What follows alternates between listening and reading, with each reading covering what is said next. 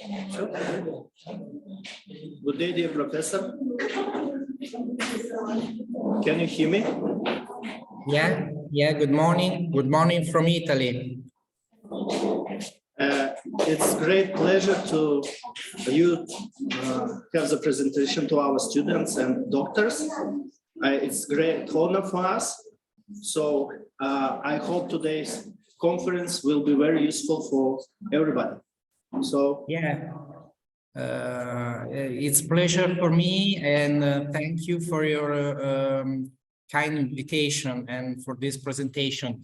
I'm sorry, Alisher, but yesterday I have no time to tell you that there are some modification in the presentation because unfortunately Professor Tarsitano, Professor Morandi, and Professor Asioli are not present today because we are busy. But Professor Maria Pia Foschini is connecting to this conference, and I'm happy that everybody know Professor Maria Pia Foschini, and she will help me in the in this clinical case discussion. So I'm waiting. We're waiting the Professor Maria Pia Foschini for connection. If you are okay. Okay, we can wait for her. Yeah, perfect.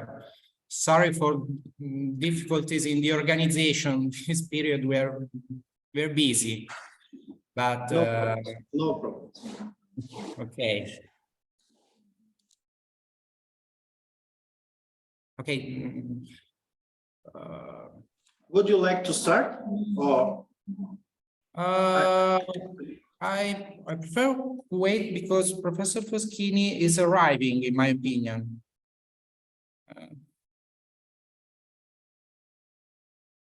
So I can share the presentation.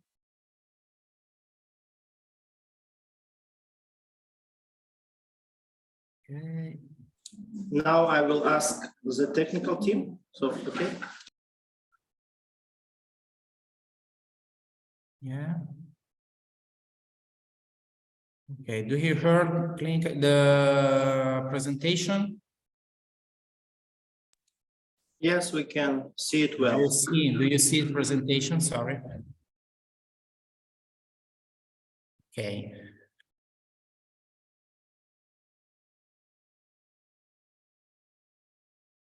Okay, we can wait 4 or 5 minutes and for Professor Foschini, just a moment.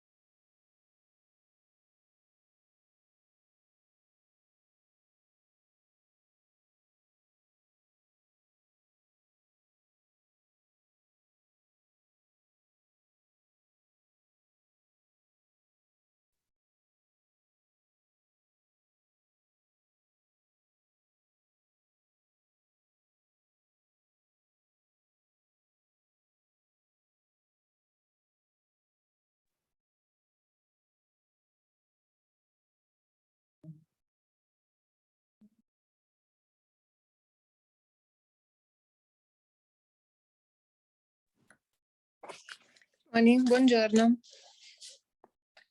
Can you see me? Good day, dear Professor Maria Fastini. It's great Good honor morning. to see you again. Happy to see you again. Thank you. So I hope we can start our presentation. Yes, yes. Yeah. Okay. I start presentation. Thank you again for this day, and I happy to return for this second presentation.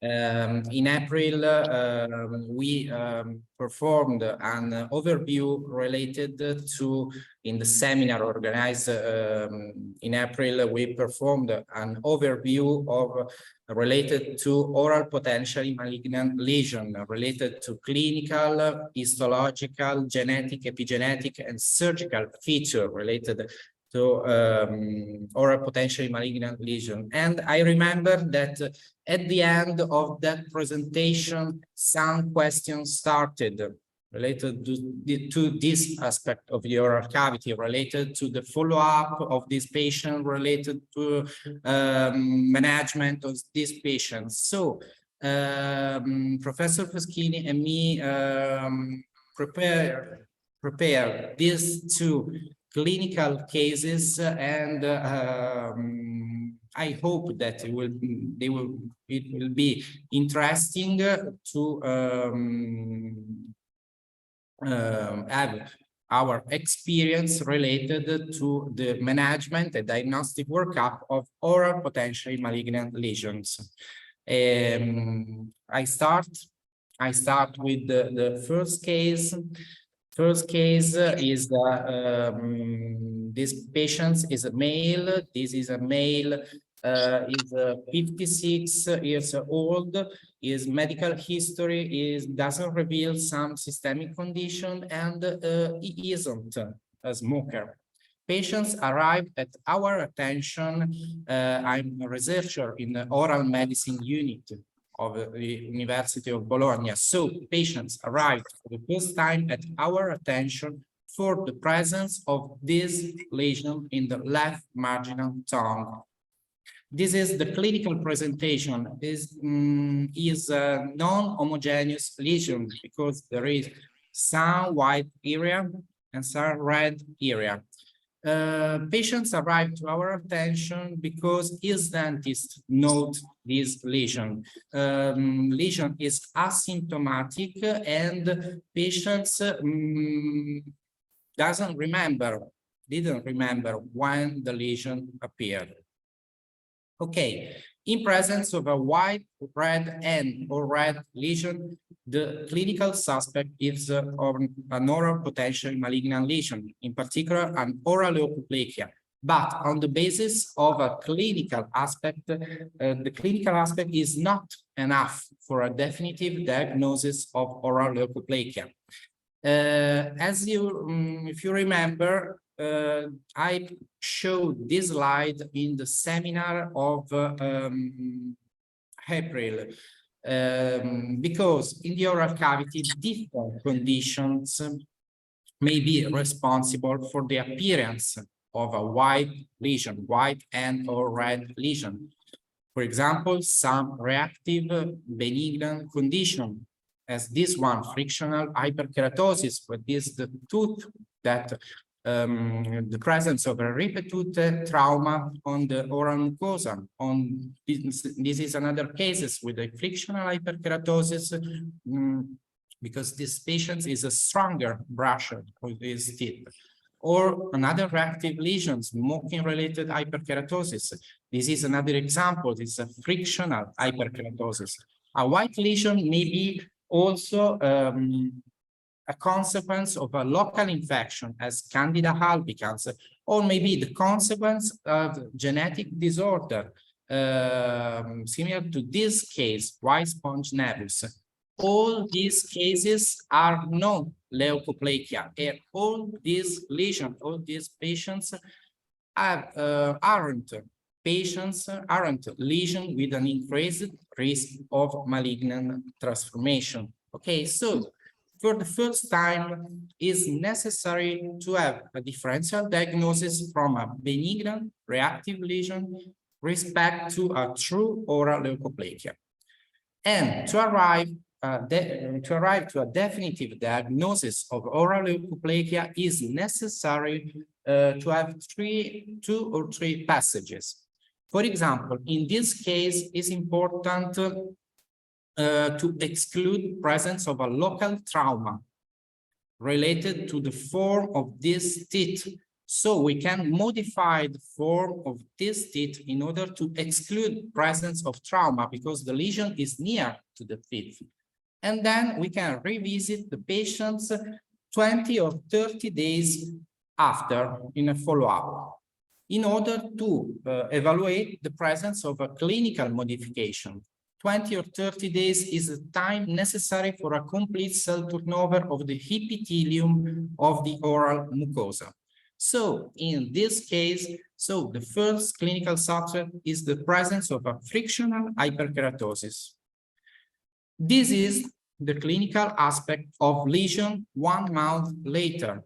Okay, what do you see? The lesion is still present, lesion disappeared, probably is more evident white component of this lesion. So we can exclude the presence of trauma, presence of a frictional hyperkeratosis. So the second passage is to evaluate, to perform an incisional biopsy in order to have an histological assessment of this lesion. For incisional biopsy, we can evaluate the more representative area of this lesion. We can perform 2 or 3 biopsies. In this case, we decided to perform 1 incisional biopsy in this area, because in this area we can collect tissue from white area, from this red area that is important, and from part of healthy mucosa. And we ask, in our experience at University of Bologna, we can ask to Professor Coschini not only the histological analysis of this lesion, but we can ask also the analysis, the evaluation of expression of some diagnostic and prognostic marker through immunohistochemical analysis. Okay. This is the histological, this is the histology. So I asked the Professor Coschini to help me in the description of this histology. Okay, good morning to everybody. Can you hear me? Yes. Yeah. So this is histology. This is completely altered oral mucosa, and then you can see very well that is we have differences in the different field. First of all, you can see very easily an area of hyperkeratosis, and unfortunately I don't have a pointer. Can you help me please, Davide? Yeah. To indicate the area we have, yes, where Davide put the arrow, you can see there is a striking difference in the mucosa. We have in the left part, you have a very thick hyperkeratosis, this one, and the mucosa is more pink. On the right part, you have less hyperkeratosis, and the mucosa is a bit more bluish. And if we go to the next slide, please. Yeah, you can see at higher power that there is like something like a line between these two areas, and at least we pathologists we can see very easily okay, the two parts of the histology, and this is great difference. Is very typical of these plastic areas. In we have atypical cells in both sides, but there is like we have different clones. And then if we go to the next slide, we stained with at higher power. Again, we have at the base of the epithelium, we have a very atypical cells, and you see that they are very pink. This means that we have abnormal maturation of the cells that is not correct, and it is one of the features of dysplasia. In the next slide, please. We can see, you see that the red area, that is p53 staining. P53 is a molecule, you know, it is the guardian of the genome. It is a very important molecule that prevents neoplastic transformation of the cells. When p53 is mutated, we have very aggressive tumors, and we see on immunohistochemistry an overexpression of p53. Like in this case, we see all the neoplastics, the cells with the p53 mutated, they have red dots. I mean, they have red nuclei, and you see that we have a lot of cells with p53 staining. In the next, please. Here we have Ki67, that is a proliferative marker, and again the Ki67 is usually present just on the basal layer of the mucosal oral epithelium. Instead, here we have a lot of red dots. That means that we have a lot of cells that are going to proliferate. So all these features led to the diagnosis of severe dysplasia or high-grade dysplasia of the oral mucosa. The next, please. Here again is podoplanin. Podoplanin is a recently identified marker. Recently, well, it has been discovered in the last decade, and podoplanin is usually not expressed in the oral mucosa. When you see the keratinocytes, usually the basal keratinocytes express podoplanin, like you will see here, they have podoplanin in the cellular membrane. This is again a feature of the neoplastic transformation. So all these features led to the diagnosis of high-grade dysplasia, and the patient, the next slide you see, maybe? Yeah. Okay. Okay, in presence of, as described by Professor Foschini, in the presence of an high-grade dysplasia, in presence of an overexpression of molecular marker, but in presence of high-grade dysplasia, surgical excision of the lesion is mandatory because it's a lesion with a high risk to malignant transformation. And unfortunately, Professor Tarsitano, that is the head or maxillofacial surgeon, is not present, so it can describe a surgical technique of excision. But this is the clinical image 3 months after surgical excision. And we can note the clinical feature of this left marginal tongue, this side of tongue. There is a white area, but in this white area, this is the surgical scar of the surgical exeresis. Is it interesting presence of this white area of the lesion? These are small homogeneous white area. This area are not related to an incomplete surgical excision of the lesion, but probably is they are related to the concept of field cancerization, so the presence of genetic alteration in this area of mucosa of this patient. However, with presence of this small white area or without presence of this small white area, the patients that had a previous diagnosis and treatment for a paraneoplastic condition with high-grade dysplasia or with a previous diagnosis of oral carcinoma, for these patients is mandatory a strict follow-up every 3 months, because it's a patient with a significant risk to develop a secondary neoplastic events, paraneoplastic or neoplastic events, or in the same area of the oral cavity or in other areas. So we can follow up these patients, and this is the clinical image 3 years later in 2017. what we can see? We can see the presence of white, red, non-homogeneous lesion in the same area when where the surgery was performed. This is white area. This is presence of white area with presence of erosion in this area. In the 2017, our research group, in particular the Professor Luca Morandi, that is our GENTIS, is developing our non-invasive procedure. Non-invasive procedure. We described in April this non-invasive procedure developed by our research group to detect oral carcinoma or lesion at high risk to develop an oral cancer. I repeat briefly the description.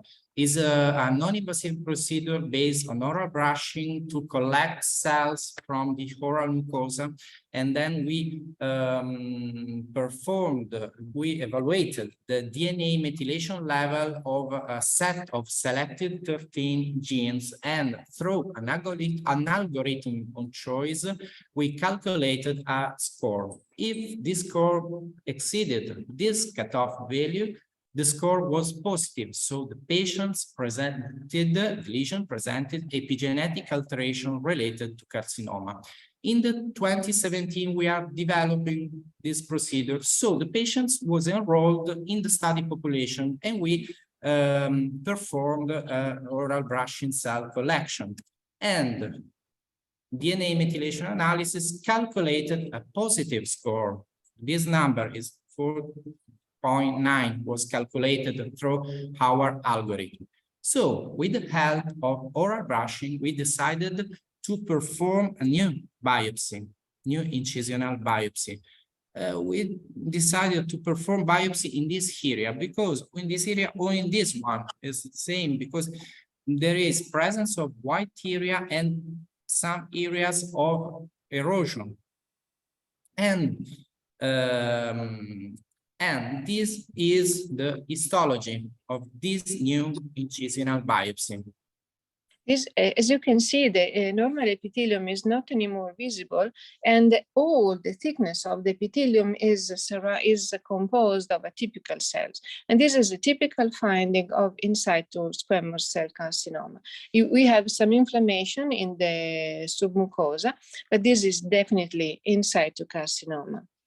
So the lesion was excised again. Yeah.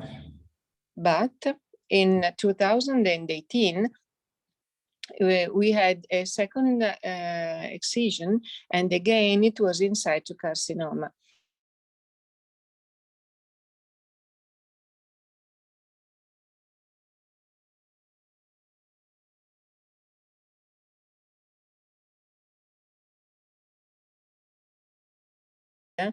Unfortunately, submandibular metastasis. The next one. Yeah. Okay. This is a sad history of this man that we did all our best to treat and to discover the or potentially malignant lesion, and we did, but they went on very, very fast. Do you have questions and doubts on this case? Thank you for the first clinical case. I have the question, is there any role of HPV in this patient? I mean, have you checked for the HPV? No, at that time we didn't check for HPV in all cases, but this is, it could be, we cannot exclude. And, but this is anterior part of the oral cavity that can be, in which, of course, you can have HPV related neoplastic lesion, but in this, but they do not alter the clinical evolution of the neoplastic lesion.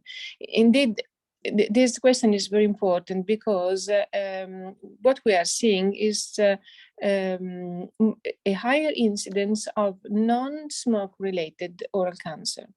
That is, could be related to HPV infection, but it could be related also to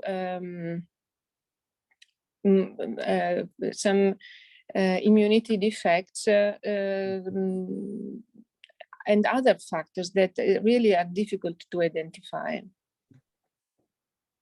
Yeah. Thank you. If anybody has the questions from the audience.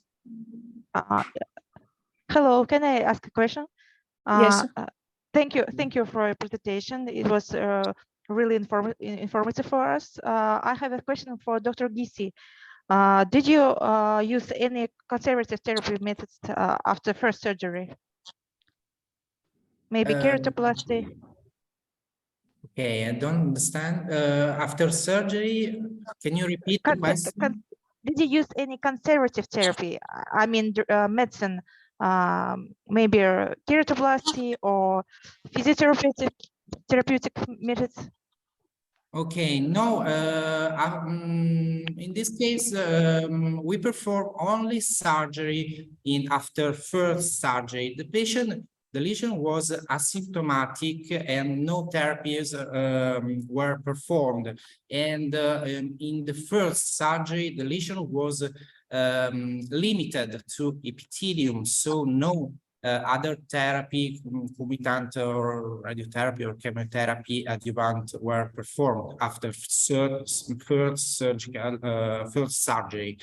In first surgery, we had early diagnosis of this case. Unfortunately, this is a patient that had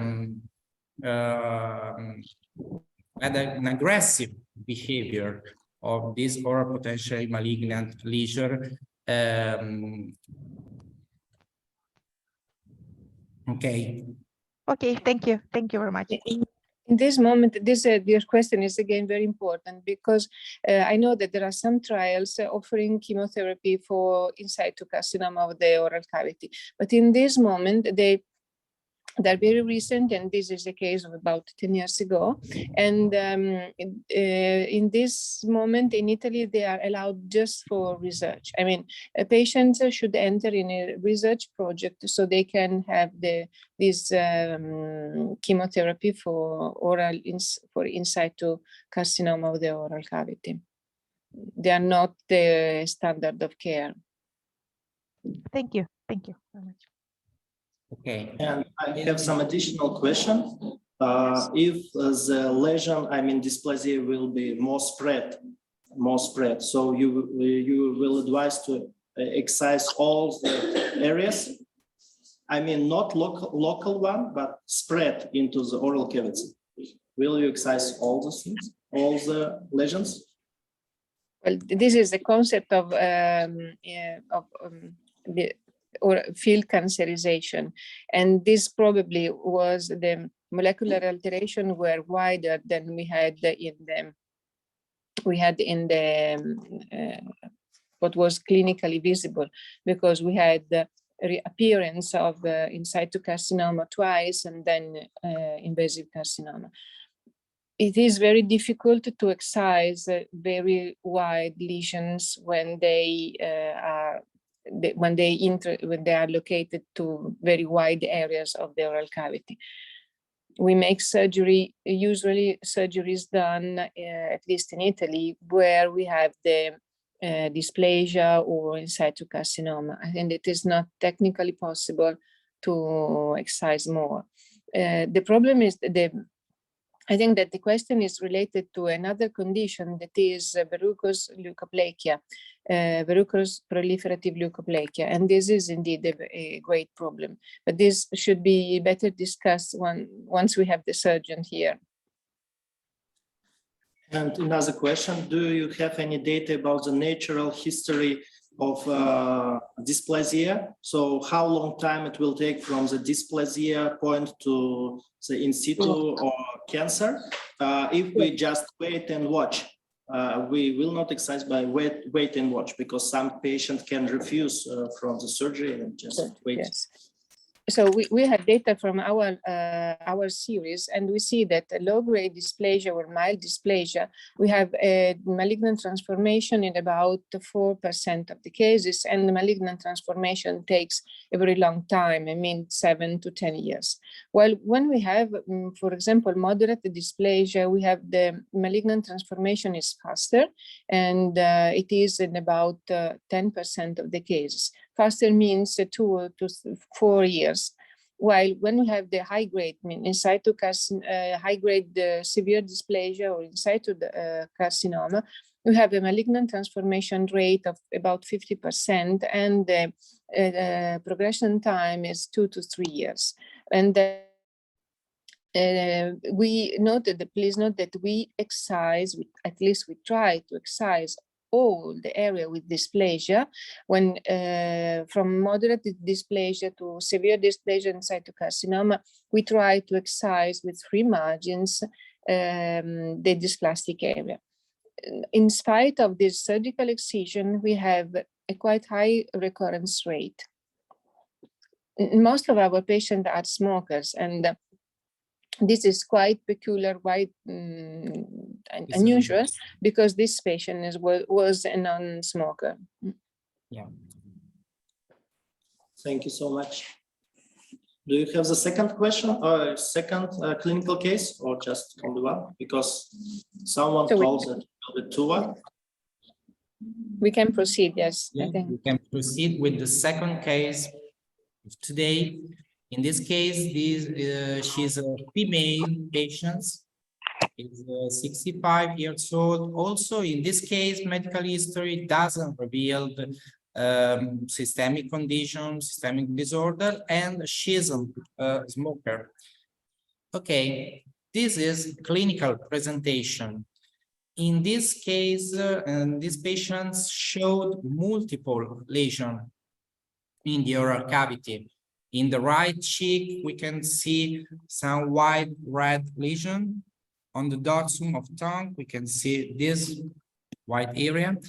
In the left cheek, there is a white lesion with presence of stria, with presence of some reticular aspect, similar to Wickham stria, they are called. But more representative area of the oral cavity is the hard palate, because in the hard palate, there are two different lesions. On the right side of the hard palate, there is white lesion with presence of stria. In the left palate, there is the wide area of erythematous red lesion. Okay, in presence of multiple lesions, it's difficult to evaluate the presence of a local factor responsible, trauma or a local infection as candidiasis, responsible of this clinical feature. And so we can pass for correct diagnosis to the second passage with histological analysis. On the clinical aspect, presence of this lesion, for example, on the upper palate, on the left cheek, is suggestive of a lichen planus-like lesion, but histology is necessary to confirm or not this suggestion. For histology, we can perform multiple incisional biopsy, or in this case, we decided to perform an incisional biopsy in the more representative lesion. So an incisional biopsy in the left, in the lesion in the left side of the hard palate. This is the tissue that we collected, is tissue in the red area. We collect some part of this red area and some part of healthy mucosa. And we asked also in this case to Professor Foschini, not only histological analysis, but also the expression, the evaluation of our molecular marker. And this is the histology. This is the histology of this case. This on histology, first of all, you can see a thin but present layer of lymphocytes in the submucosa. And you see that, Davide, thank you for your help. But there's another thing that is quite disturbing. It is accepted in oral lichen planus, but you see a very thick, a relatively thick hyperkeratosis of the epithelium.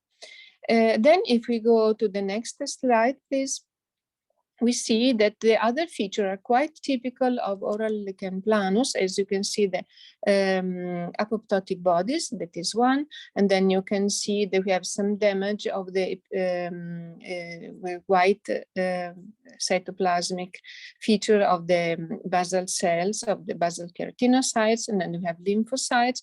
This is quite typical of oral lichen planus. And then in the next slide, you can see this is a P53. It is quite normal. It is normal to have some P53 staining in the basal, in the cells of the basal layer of the epithelium. And this is very typical. It didn't make any worrisome. But in the next, the only worrisome feature was the Ki67. You see that is you again see in the red dots the nuclei, the proliferative nuclei expressing Ki67. It is quite high, and what we see, some small dots in the in mature keratin. It's a teeny aspect, but it is very important because the presence of mature keratinocytes in the proliferation phase means that we have molecular alterations in the epithelium that can lead to malignant transformation. Nevertheless, in this moment, we didn't have any other worrisome pattern, so we decided to wait and see. Yeah. The next, please. Yeah, as described by Professor Foschini, in absence for clinicians, in absence of dysplasia and with presence of a normal expression P53 and wide overexpression of Ki67, we decided to include the patients in regular follow-up training. We revisit the patients every 6 months. And in order to evaluate the modification in the clinical feature of these patients, as is well known that the behavior of lichen planus is characterized by modification of this clinical aspect. So, for example, in the 2012, 1 year after the first diagnosis, the clinical aspect of this lesion changed and appeared symptoms for the patients. So in this case, we decided to start with corticosteroid local therapy. We perform therapy with corticosteroid local or in systemic corticosteroid in patients with lichen planus only in presence of symptoms. And in order to evaluate the relief of symptoms and to evaluate the modification of this clinical aspect, because in this area there is more erosion. There is a red area with presence of erosion with small ulceration. Okay. So we revisit the patients 2 weeks later, and as you can see in the clinical image has improved, has changed. Red area disappeared, and there is only small, there is also no small, white, homogeneous white area.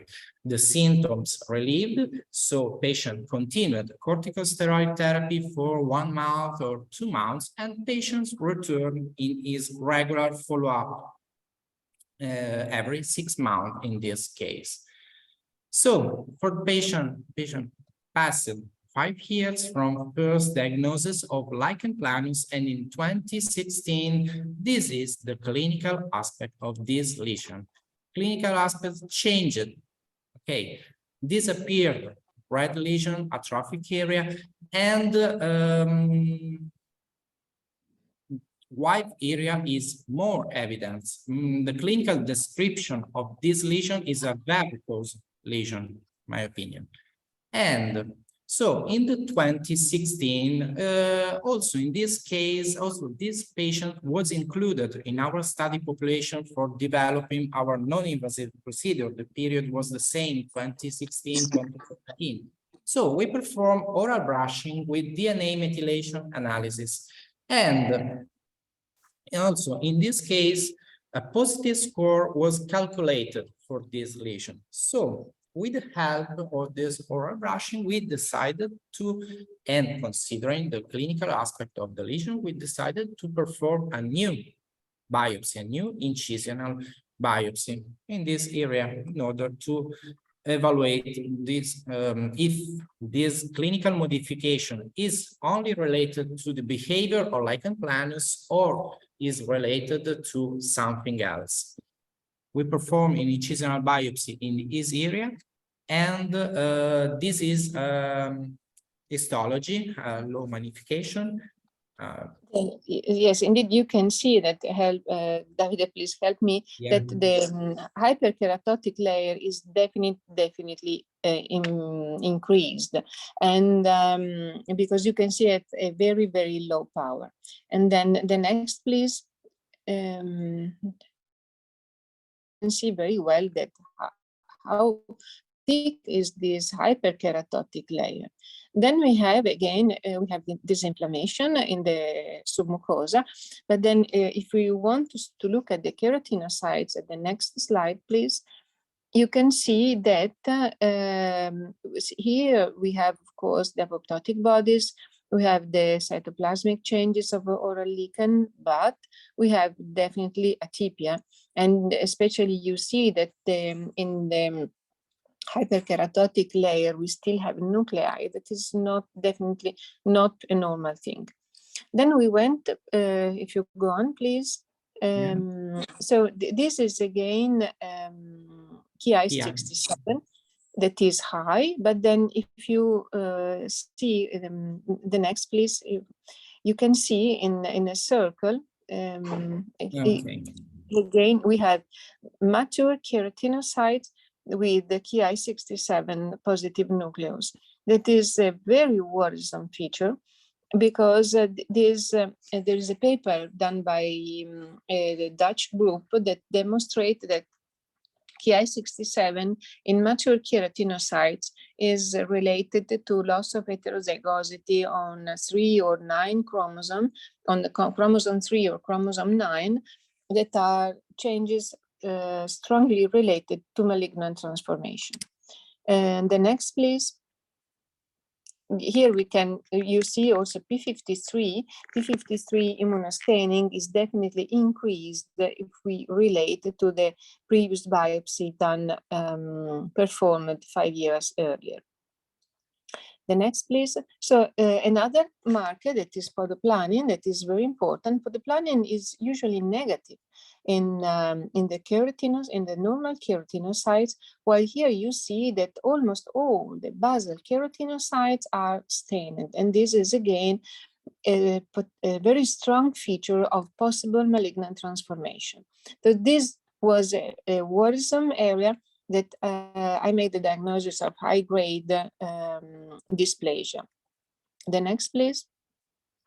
The patient underwent surgery of the area, and it was found a very teeny lesion. You can see this is at the microscope, but the lesion was very small. It was about 3 millimeters. If you go on, in the next, please, you see that the epithelium is quite irregular in this point, and in the next, please. We see in the stroma, we have squamous spurs, very atypical keratinocytes, and this is very typical of microinvasive squamous cell carcinoma, keratinizing type. The next, please. Okay, so these are only 3 papers that demonstrated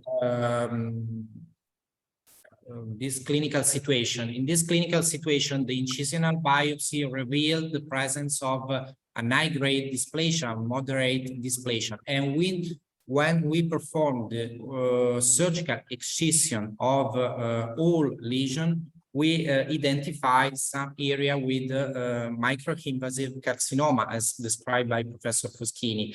For example, this recent paper of Gobinat and other authors identified that 10% of oral potentially malignant lesions showed presence of occult foci of neoplastic cells. So this is a reinforcement that in presence of an high-grade dysplasia, as previously described, surgical excision is mandatory, is a good choice. And this is the clinical aspect of the hard palate after surgical excision. So in this case, there is an early diagnosis because patients doesn't have aesthetical or functional consequence, as you can see. But surely in this case, in presence of lichen planus, lesion reappeared in the hard palate, and also this case is mandatory a strict follow-up. Indeed, patients in 21 in the same site, so 5 years after first oral carcinoma diagnosis, in 2021 developed a new microinvasive carcinoma in the same site. But also in this case, so target for these patients is to have actually an early diagnosis early as possible. Okay, and in the last slide, I tried to prepare a sort of flowchart for the management of oral potentially malignant disorder or potentially malignant lesion. So as I described in these two cases, in presence of a high-grade dysplasia, surgical excision is a good choice. The management can change when we don't find dysplasia in the histological analysis. In our experience at University of Bologna, I repeat, actually, there aren't guidelines in the literature. So this flowchart is based on our experience. So in absence of dysplasia, but in presence of molecular alteration, for example, with overexpression of p53, with overexpression of podoplanin, we can choose for an excision, for example, if the lesion is small, or in a strict follow-up every 3 or maximum 4 months. In absence of dysplasia and in absence of molecular alteration, we can perform a follow-up every 6 months. But the concept is the diagnosis. We can have a correct diagnosis of a true oral leukoplakia because this patient, we can follow up this patient for the remaining part of their life. Okay, and so we finished this clinical case description. Any question? Any doubts? Is there any questions from the audience? So I have the questions. I'm sorry. Do you use the local corticosteroid therapy like injection in that area? And that area we used. Okay, in that area we used clobetasol is a local therapy 3 times 4 days, and we continue this therapy for almost 1 or 2 months. But we use corticosteroid therapy only in presence of symptoms for lichen planus. Without symptoms, we don't do any therapy. Because corticosteroid therapy is an immunosuppressive therapy, so we can risk to have a malignant transformation related to immunosuppression in this area. Okay. Is there any questions from the audience? No questions. Oh, there is a question.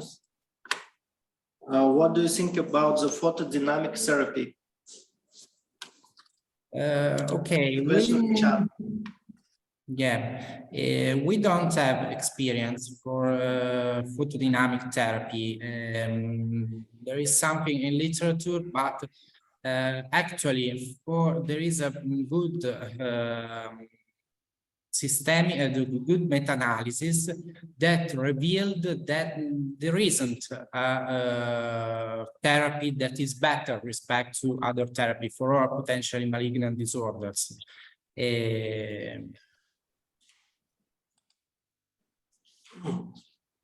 Is there any other questions? Well, I see that there is a question in the chat. I have read it. It was about the photodynamic therapy. The question from the chat is about the photodynamic therapy of skin cancer. No, I think that we do not treat the skin cancer. So we cannot treat that. Yeah, so let me express our big gratitude to Professor Maria Pia Fassini and Dr. Davide Gissi. Every time we are happy to see you in our platform. And I would like, from the name of Tashkent State Dental Institute and from Onco School, express our great gratitude to you all and hope to the future cooperation. So I think we can finish our clinical case report. I hope next time you can discuss our clinical cases if you will have time. So thank you so much. Thank you very much to you for the kind invitation. It is always a pleasure to meet you and to see you and your colleagues. And we wish you a good day. Well, here it is early in the morning. Maybe to you it's lunchtime. So have a good lunch and see you in the next future. Thank you so much and bye-bye. Thank you. Bye-bye. Thank you. Bye-bye.